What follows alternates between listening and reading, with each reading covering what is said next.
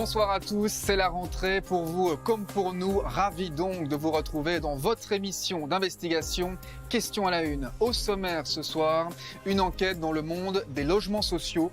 En théorie, ils permettent de fournir une habitation à un prix raisonnable aux personnes les plus démunies.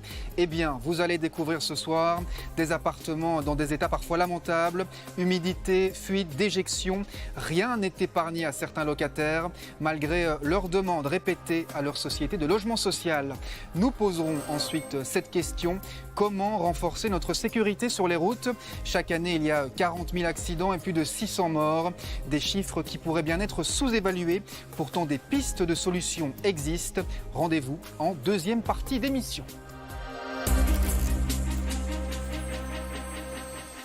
Bienvenue dans Question à la une. Les images que vous allez découvrir dans un instant font à bien des égards froid dans le dos. Des Belges qui habitent dans des logements sociaux, qui payent parfois plus de 600 € par mois et qui vivent dans des conditions déplorables. Humidité, salle de bain insalubre, portes d'immeubles qui ne ferment pas. Alors ensemble, ce soir, on va se poser cette question. Comment en est-on arrivé là? Et que font ces sociétés de logement social pour remédier à la situation? Locataires sociaux, les oubliés du logement. Une enquête signée Santos Evia et Fabrice Gérard. Marcinelle, arrondissement de Charleroi. La cité Parc. 6 tours à appartements sociaux construites dans les années 60. Au numéro 14, de grosses rénovations viennent d'être réalisées. Double vitrage, nouvelle enveloppe thermique au bâtiment, nouvelles installations électriques. Objectif, améliorer le confort des locataires. Pourtant, à l'intérieur de l'immeuble, la colère gronde. Ça, c'est quoi? Ah ben c'est tous des câbles électriques qui étaient dans les plafonds ici. Parce que c'est dangereux, ça, non? Ben oui, c'est dangereux, monsieur. C'est dangereux. Si les gosses viennent tirer là-dessus et s'ils sont électrocutés, qu'est-ce qu'il va payer? La Sambrienne? Puis on aura le feu, monsieur. Depuis que c'est la Sambrienne, c'est une merde. Une vraie merde. Les alarmes incendie ne fonctionnent pas dans les... Non, pas du tout. S'il y a le feu ici, alors... Ah ben s'il y a le feu, ben on crève tous, hein. Moi, on crève tous parce qu'on ne sait pas s'il y a le feu. Ce qui me scandalise, c'est que parce que vous occupez un logement social, vous êtes un déchet de la société. Voilà. C'est ça votre sentiment? Oui, c'est mon Ben sentiment. oui, c'est notre sentiment. C'est difficile, hein. Nous sommes des rien du tout, vous comprenez? En Wallonie, à Bruxelles, 140 000 familles bénéficient d'un logement social pour un loyer qui ne dépasse pas 20% des revenus du ménage. Dans le même temps, un logement sur 3 n'est pas conforme aux normes de salubrité et de sécurité. Dans ce reportage, nous avons choisi de donner la parole à ceux qui sont mal logés, à ces citoyens qui vivent dans des habitations incompatibles avec la dignité humaine. Le syndicat locataire, il m'a dit qu'il ne faut pas rester ici, même pas une minute. Il m'a dit ça, c'est très très grave pour la santé. Il n'y a pas d'hygiène, il n'y a rien. Franchement, c'est honteux. Par rapport à notre expérience respective, ce sont des logements qu'on n'oserait plus louer aujourd'hui. Des citoyens qui s'inquiètent pour leur sécurité. Donc tous ces extincteurs ne fonctionnent pas. En cas d'incendie, il n'y a aucune sécurité. Dans certains endroits, nous avons des problèmes avec des gens qui vident les extincteurs, qui mettent des incendies dans les caves. Des locataires sociaux qui se sentent méprisés. Quand vous téléphonez, on vous dit vous avez des logements sociaux et vous n'êtes jamais content. On est bon à payer et à se taire. Et qui ont la désagréable impression d'être roulés dans la farine. Nous sommes manifestement les dindons de la farce. Je trouve que c'est indigne de la part d'un pays développé que d'accueillir des locataires dans ces conditions-là. D'où cette question, les locataires sociaux sont-ils les oubliés du logement ?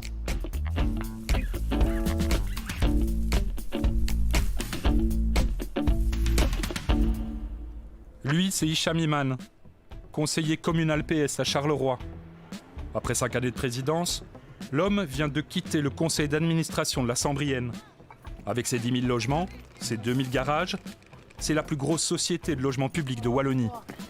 Monsieur, désolé de vous déranger encore une fois. Tu me déranges pas. Mais c'est pour les poubelles, il faut vraiment faire quelque chose. Je sais. Regardez, la voisine a pris des photos. Encore la semaine dernière, Je les ai vues. j'ai ramassé toutes les poubelles. Ouais. On est plusieurs locataires encore à ramasser les poubelles. Ouais. Venez voir devant, il y a encore plein de poubelles. Ouais. Et là, je commence à en avoir ras-le-bol. Hicham Iman est connu pour son franc-parler. Il veut donner l'image de quelqu'un d'accessible, de quelqu'un qui va à la rencontre des locataires. avec la nouvelle régie de quartier, va venir vérifier dorénavant comment ça va se passer par rapport aux poubelles. Et on va faire ça pendant une période de 6 mois. À partir de ce moment-là, on verra qui fait quoi. Mais aujourd'hui, je le sais bien, on l'a déjà vu, il y a votre bloc qui se plaint. Du côté de Charleroi-Nord, ils se plaignent aussi. C'est inacceptable. Les poubelles, encore et encore, au bas de chaque tour d'immeuble. Elles s'entassent, dégagent des odeurs irrespirables. À la Cité Parc, on a récemment installé un système de poubelles à puces qui a quelques ratés. Mais pour Hicham Iman, pas de doute, c'est d'abord l'incivilité qui est responsable de la situation. Moi, aujourd'hui, je ne sais pas gérer l'incivilité des locataires. Des locataires qui chipotent aux ascenseurs, des locataires qui pissent dans les ascenseurs, c'est évidemment ingérable au jour le jour. Vous pensez qu'il y a un problème d'éducation ? Bah, c'est comme dans tout. Quelqu'un qui roule vite et qui roule à 150 à l'heure au lieu de 120, c'est un problème d'éducation. Je crois que c'est dans tout. Mais oui, moi je trouve qu'aujourd'hui, parce que moi j'ai été éduqué comme ça, moi je ne jette pas mes poubelles dehors n'importe comment, je ne jette pas mes canettes à terre et mes enfants non plus. Mais on peut dire que quelque part, il y a une part de responsabilité d'éducation. Mais c'est pas une honte à le dire, c'est un constat. L'incivilité ? Pas possible de la contester dans le chef de certains locataires. De là à justifier toutes les difficultés du logement social. Au numéro 8, la tour d'immeuble est en cours de rénovation. En attendant, certains dénoncent les charges exorbitantes que la Sambrienne leur réclame. C'est le cas de Sandra. Cette mère de 4 enfants paye un loyer de 1 200 € par mois, dont 1 000 € pour le chauffage, l'eau et le nettoyage des communs. Quand vous essayez de demander des explications, qu'est-ce qu'on vous répond quand vous avez 1 000 € de charges par mois ? Ils sont tous surpris là-bas en train de me dire « Oh mon Dieu, les charges sont énormes, il y a vraiment un gros souci. » Je dis « Ben oui, il y a un gros souci, mais ça ne va pas plus loin. » Il n'y a personne qui vient, on ne contrôle rien, on ne m'appelle pas, on me laisse comme ça, quoi. Voilà. À part vouloir expulser les gens et les mettre plus bactères, c'est tout ce qu'ils veulent. C'est une société, franchement, c'est la pire des sociétés que je peux connaître. Et je ne suis pas toute seule, hein. Il y en a beaucoup dans l'immeuble qui pensent pareil, mais bon, voilà. La Sambrienne réclame aussi à Sandra 8 000 € de supplément d'eau pour l'année 2017. C'est le quart de l'ensemble de la consommation de sa tour d'immeuble. Voilà une facture d'une locataire ici qui a une facture d'eau annuelle de plus de 8 000 €.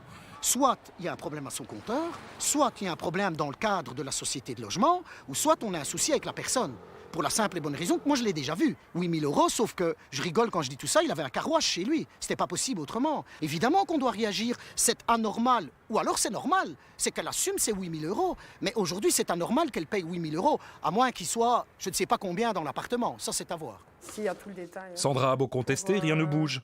La jeune femme risque d'être prochainement expulsée, alors plutôt que de rester les bras ballants, elle a décidé d'attaquer la Sambrienne en justice. Moi, je pense que pour eux, ici, nous sommes tous des cas sociaux. Et qui s'en fichent. Qui s'en fichent royalement, oui, ils s'en fichent. Il n'y a pas de sécurité, il n'y a rien. Il n'y a rien du tout. Pas de porte d'entrée à l'entrée du bâtiment. Pas de porte d'entrée, il y a des squatteurs, il y a des rats. Ben forcément, on en trouve dans les étages, puisqu'il n'y a pas de porte, rien du tout. Ils se faufilent partout. Donc voilà. C'est vraiment des cafards partout, des poubelles. On nous demande 55 € par mois de nettoyage pour les communs et tout. C'est dégoûtant. Il n'y a rien qui est fait. Sandra nous montre l'état déplorable des communs. Là, c'est où il y a la lance incendie. On voit bien dans quel état elle est. Dépôts clandestins, mégots de cigarettes, urine et déjections canines. Pourtant ici, chaque locataire paye 55 € par mois pour qu'une société extérieure fasse le nettoyage des communs. Si on fait le total, l'immeuble compte 80 appartements. La dite société reçoit chaque mois la bagatelle de 4 000 €. C'est tout le temps dans un état pareil ? Aujourd'hui, ça va encore. D'habitude, c'est pire. Il y a des poubelles, il y a les gens qui nettoient, qui raclent, donc tout coule. Ça va par là. C'est, voilà, l'état des rampes, des murs. Voilà quoi. Et ça s'amuse à vider les extincteurs partout, mettre le feu. Quand il y a quelques cartons, poubelles, ben, ils allument. Et ça amuse. Il y a quelques mois, un locataire qui habite le même immeuble que Sandra diffusait ce petit film sur les réseaux sociaux. Et là, la mer, c'est la pluie, la pisse qui coule du toit, avec tout qui rouille. Ça pue l'urine, ça pue la merde. C'est honteux, honteux. Tout ce qu'on voit là, c'est pas de l'eau, hein, c'est de la pisse, c'est de l'urine. Et voilà ce qu'on a, avec des loyers de 580 € me concernant. L'auteur de cette vidéo, nous l'avons retrouvé. Ce qui m'avait énervé, c'est qu'on ne pouvait plus aller à la boîte aux lettres parce que toute la pisse et tout, ça coulait sur les boîtes aux lettres et le facteur, il passait plus. Le facteur, il refusait de passer. Donc pendant un mois, on est resté sans avoir de courrier. Et on a eu quand même... les factures, ils venaient plus. Des trucs comme ça venait plus, quoi. Frédéric n'est pas le seul à se plaindre. Sur ce groupe Facebook, ils sont plus d'1 millier à dénoncer l'inaction et le mépris de la société de logement social. Il y a quand même beaucoup de gens qui se plaignent, sur les réseaux sociaux notamment, de la gestion de la Sambrienne, non? Ouais, mais je vais même plus parce que j'avais eu des ennuis avec ça. C'est ce que je m'avais dit, je me mêle plus parce que tout le monde y rouspète et puis après quand c'est ici, on voit personne. Ils rentrent tous, quoi, vous voyez.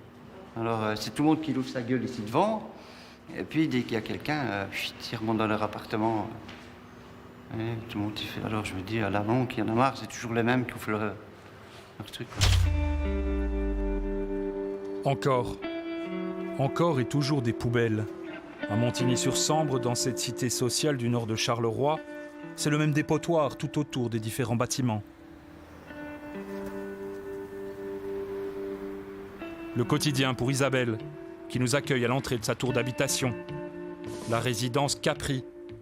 Mais ici, rien à voir avec la beauté de l'île du sud de l'Italie. Et ici, nous avons la porte, qui est porte ouverte, il n'y a pas de sécurité. Donc n'importe qui rentre quand il veut, comme il veut, faire ce qu'il veut. Donc on n'est vraiment pas en sécurité, il n'y a pas de clé, il n'y a rien. Ça fait combien de temps que c'est comme ça? Depuis le début que je suis ici, donc 12 ans. Chez elle, nous découvrons un logement rongé par l'humidité et les champignons. Voilà, ça c'est notre chambre. Et donc on a de l'humidité depuis, on va dire, 9 ans. En hiver, ça coule. Quand il pleut trop, ça coule. Donc le tapis tombe, ça ne sert à rien de tapisser. On frotte régulièrement, mais ça revient. Et il y a des champignons toxiques pour les poumons. Alors ici, on ne peut rien brancher parce qu'il y a de l'eau qui vient dedans régulièrement. Dans la chambre de sa fille de 19 ans, la situation n'est guère plus reluisante. Quant à la salle de bain, une forte odeur d'humidité s'en dégage. Et ici, c'est notre salle de bain. Où ils ont fait quelque chose, ils nous ont installé un extracteur d'humidité qui tournait H24 pendant 1 an parce que trop d'humidité, donc il a pété. Donc limite, quand je vois ça, je me dis, voilà, mais il y a pire que moi. Il y a des gens, je me demande, limite, je préfère encore me vivre dans la rue, quoi. Quand je vois ça, je dis, c'est pas possible. Pour cet appartement de chambre, Isabelle paye la modique somme de 441 €, plus 120 € pour les charges. Un logement déclaré insalubre par Rénovigilance, un organisme qui prélève des bactéries et analyse leur toxicité.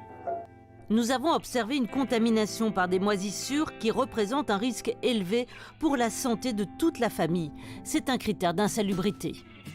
J'ai même mon médecin traitant qui est venu constater ici et qui a dit que c'était bien à cause de ça, les débuts d'asthme qui engendrent des problèmes de poumons, de sinusite.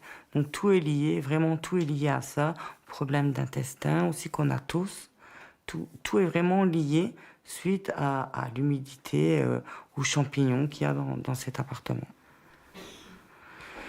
Voilà. C'est votre fille qui tousse? Oui. Oui. Vous trouvez ça normal comme situation? Non, parce que la Sambrienne est au courant. J'ai été leur montrer les certificats médicaux, les papiers, comme quand je vais même jusqu'à Bruxelles dans les hôpitaux, parce que par ici, on espère trouver mieux ailleurs, mais non, ils ne font rien. Quels sont les risques concrets pour la santé de votre fille? Les risques concrets, elle va déjà subir normalement bientôt une opération. Et les intestins, c'est à vie. Maintenant, celle-là, c'est à vie.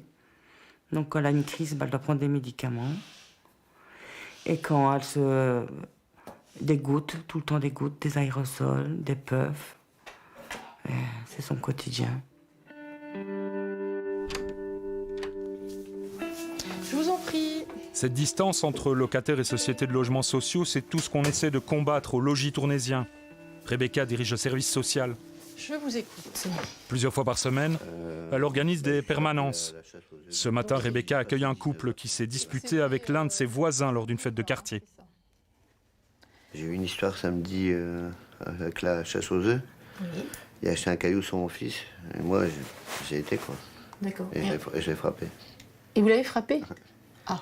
Et la police est intervenue alors? Elle est intervenue chez lui. Oui. Ils ont fait des constats de coups, soi-disant que j'ai démoli sa porte de garage et tout ça. Donc, c'est ce qu'il dit. Hein. Mais moi, j'ai tapé sur lui, donc ma main, elle était déjà gonflée. Je savais plus bouger mes doigts. Oui, effectivement. Donc j'aurais eu du mal à taper dans la porte de garage. Et pourquoi votre main est gonflée comme ça? Parce que vous avez tapé sur lui? Sur lui. Vous avez... Tapé fort. Tapé fort. À la tête du logis tournésien, un tout nouveau directeur gérant. Dès sa prise de fonction il y a 1 an et demi, c'est lui qui a décidé de mettre l'accent sur le bien-être de ses locataires et les bonnes relations de voisinage. C'est bien passé. Pour moi, le locataire est au centre de nos préoccupations. Je veux dire, les objectifs des sociétés de logement, c'est effectivement de construire des nouveaux logements parce que la demande augmente.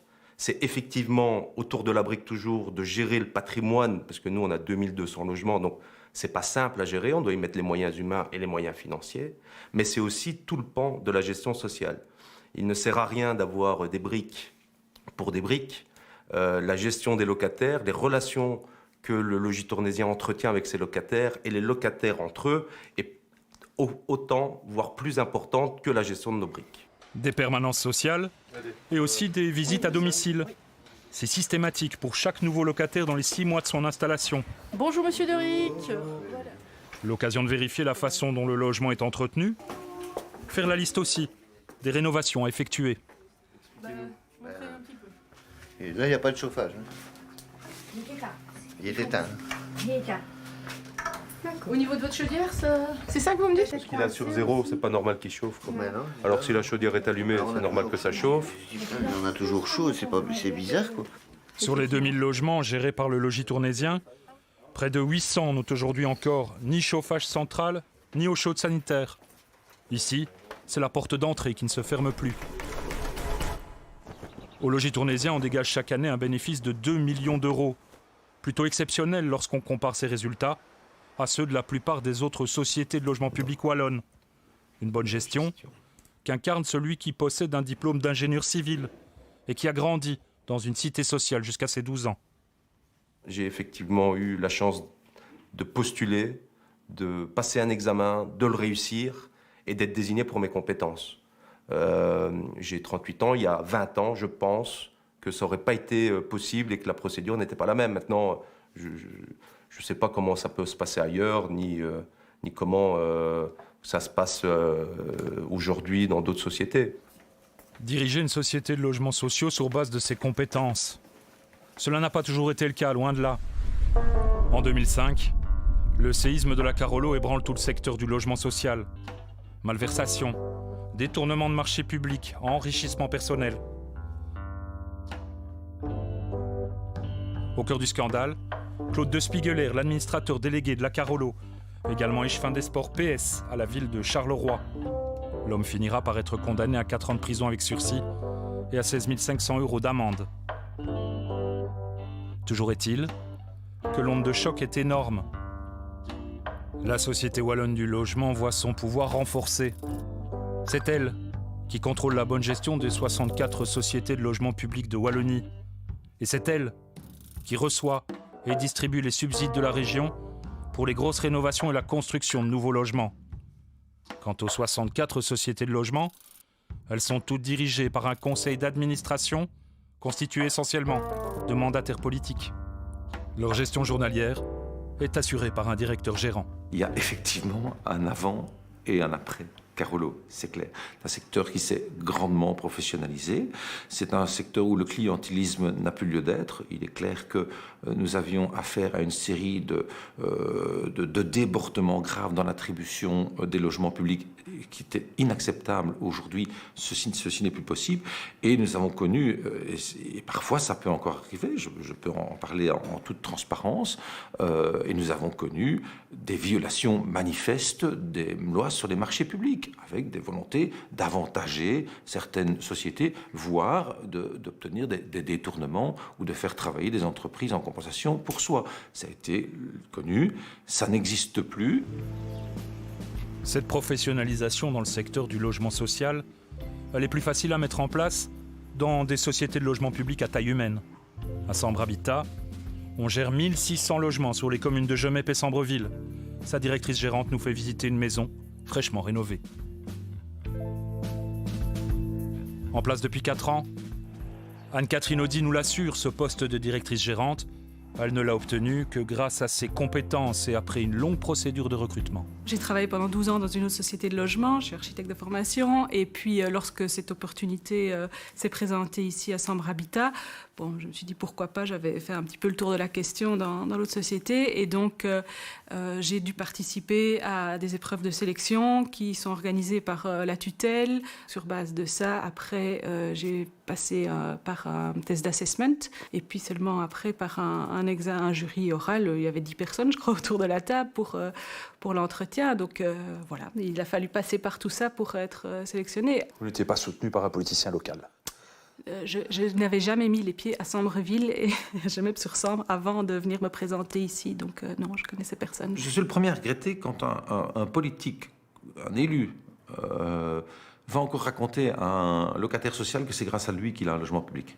C'est un scandale. Ils vont raconter que c'est grâce à eux, mais ce n'est jamais plus grâce à lui.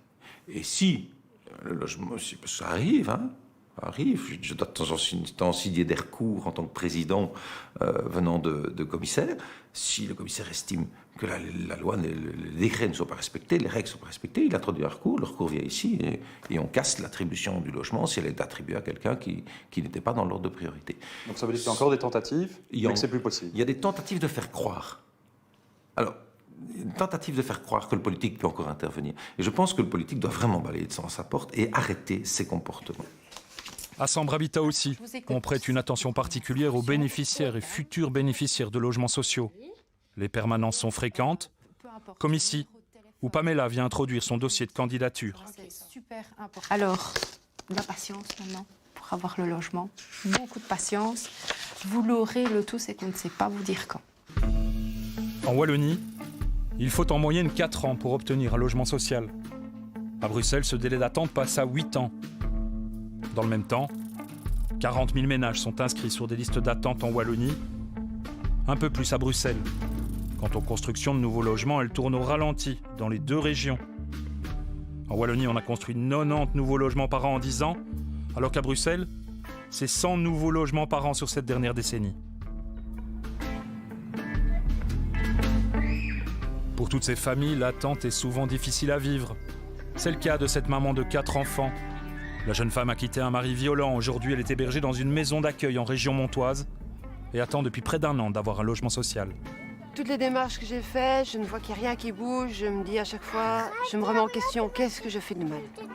Ce n'est pas de ma faute, je sais bien. C'est toutes les démarches qui sont très très lourdes. Et ici, heureusement, on a la chance d'être aidés.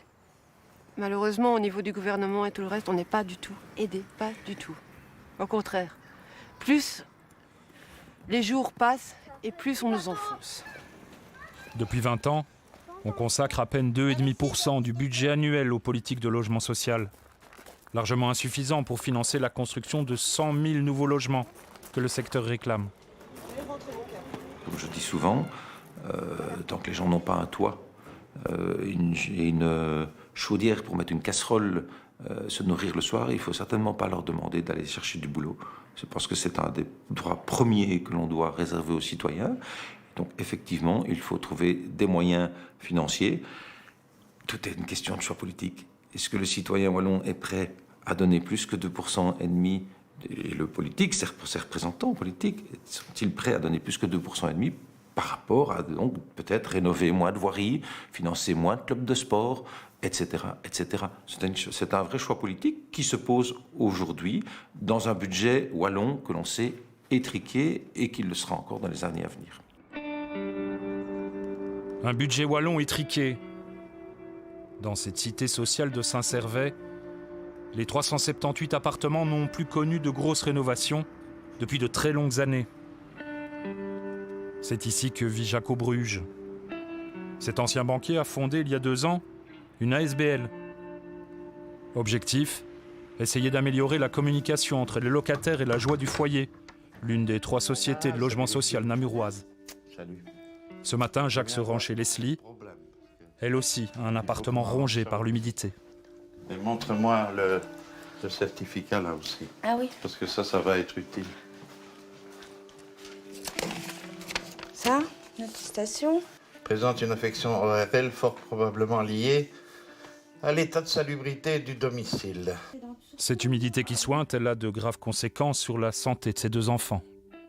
Et elle a ça, elle a du cetirizine. Ça, c'est pour la grandeur et ça, c'est 3 fois par jour. Et c'est censé... C'est pour son infection, elle doit y retourner le 23, mais Ouais. il veut voir le petit avec. Ouais. On entend que vous avez un logement qui est rongé par l'humidité et la pourriture. Bah oui, mais mes châssis sont remplis de moisissures et j'ai beau nettoyer. On me dit qu'il faut aérer. Donc il faut aérer et chauffer en même temps. Et puis maintenant, on me dit le contraire. Il faut aérer et diminuer la température. Il ne faut pas me prendre pour une conne. Aider les locataires dans leurs démarches administratives. Contester des états des lieux de sortie abusifs ou des charges locatives trop importantes. Ici, le service social est pour ainsi dire inexistant. Et les difficultés des gens, peu considérées. Les gens ne se sentent plus respectés. Et ça, c'est grave. Parce que quand dans une société, tu te sens plus respecté, tu as 2 solutions. Ou tu rues dans les brancards, ou tu t'écrases, quoi. Pourquoi vous avez le sentiment que les gens ne sont plus respectés dans le logement social? Si tu es dans un logement social, c'est que tu es paumé, c'est que tu n'as plus de boulot, c'est que tu as fait des conneries. Et en principe, ici, tout le monde est considéré un petit peu comme étant un peu débile, en bas de zone, donc on peut faire gober n'importe quoi. C'est surtout ça. Au niveau de la communication, on te snob de haut en disant « moi je gère et toi tu la fermes ». Parce qu'il y a toujours en toile de fond une peur du pouvoir, une peur de perdre l'occasion et l'opportunité dont on dispose, et on la ferme parce que comme ça on peut rester. Et on se terre.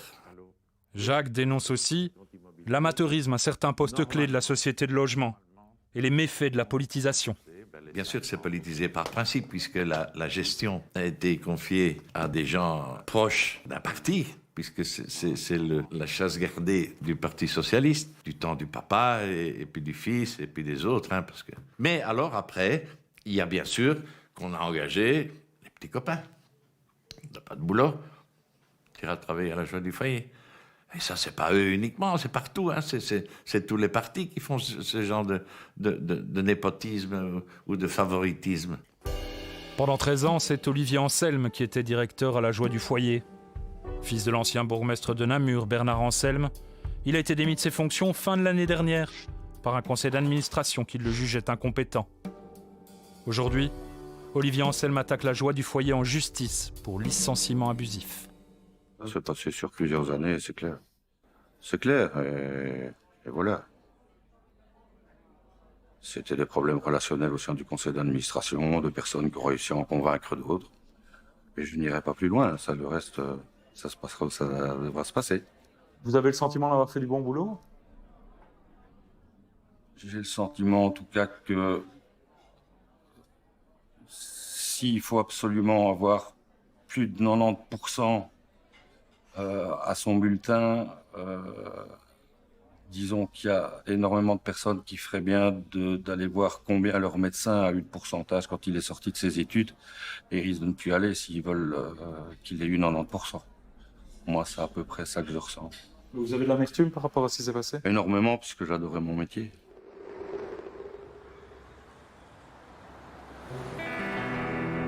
Nous quittons la Wallonie.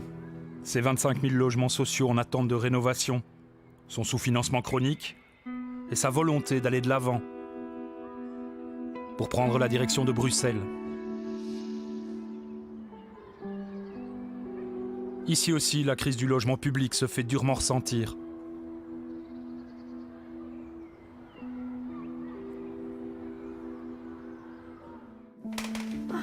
Marisa habite seule dans l'une des 3350 habitations gérées par le logement molenbeekois. À 70 ans, Marisa est diabétique et a récemment été victime d'un infarctus. Aujourd'hui, elle ne sait presque plus marcher.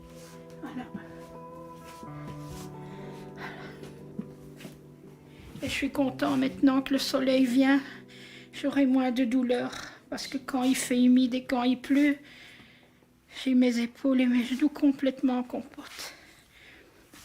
Depuis plusieurs années, Marisa attend d'être transférée dans un logement adapté à son handicap. Mais malgré ses très nombreuses démarches, rien ne bouge. Je suis désespérée parce que je n'arrive plus à me laver dans la salle de bain, donc rentrer dans la baignoire.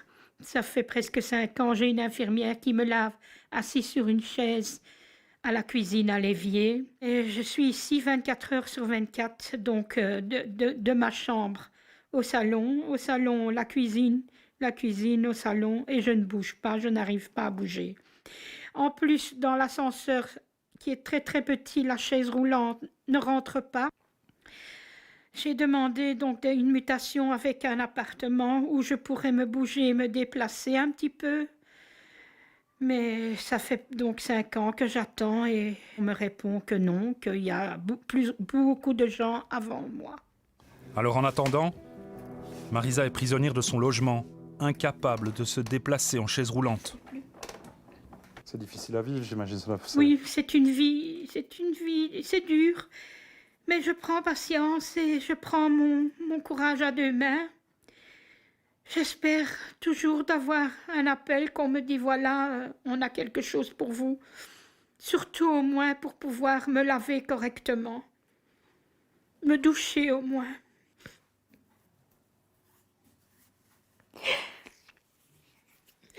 Je suis désolée d'en arriver là, mais je ne veux de mal à personne. Mais puisqu'on peut le faire, je veux qu'on le sache. Car c'est maintenant qu'il faut faire. Je vais avoir 70 ans, il me reste peu de temps à vivre, alors j'aurais voulu quand même avoir quelque chose de mieux. Mais je trouve ça scandaleux qu'on laisse des gens comme ça. Je trouve que c'est inadmissible. Comme on dit, on est en 2019. Je trouve qu'on pourrait quand même faire quelque chose. Oui. Derrière la détresse de Marisa, il y a les dysfonctionnements généralisés au sein du logement molenbeekois.